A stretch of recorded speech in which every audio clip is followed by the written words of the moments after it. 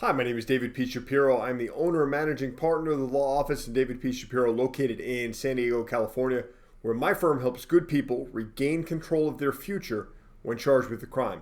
And in this video, I want to give everyone out there an update on what's been going on at the San Diego Superior Court as it relates to criminal court matters, state court criminal court matters here in San Diego. We're now in November of 2020. And November is the month, if you've been watching the other videos or paying attention to what's going on in criminal court, November is the month where the court's goal was to get caught up on all of the arraignments. So the first court appearance, people who get arrested, they make bail, they don't make bail, they have an arraignment. Well, November, what the court wanted to do was everyone who bailed out or had charges filed against them, who may have had court end of March, April, May, June, July, August, September, October, or somewhere in between, we're going to put all those dates in November, and we're going to get these cases started. So that's what November has been. So if you were out there and you were charged or cited with a criminal offense and you have not had your arraignment date, you really want to look into it, because in all likelihood you will have had your arraignment date scheduled by the court. You might just not have been notified about it, and your court date would be set in November.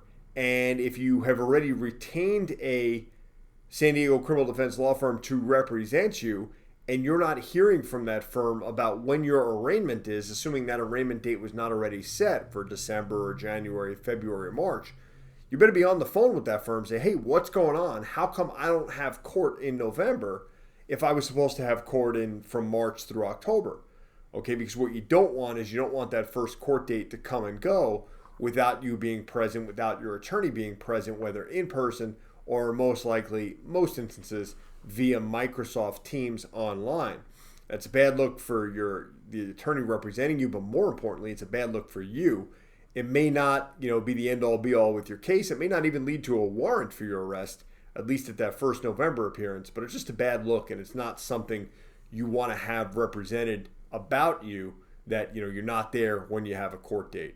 So something to keep in mind. Now, moving forward, we're setting readiness conferences, status conferences, preliminary hearings, motions into December, January, February, March, April of 2021 and beyond.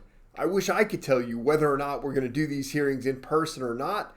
I mean, our general practices, at least at my firm, is substantive motions, search and seizure issues, suppression motions, motions to dismiss based on lack of evidence, those types of things, and certainly trials.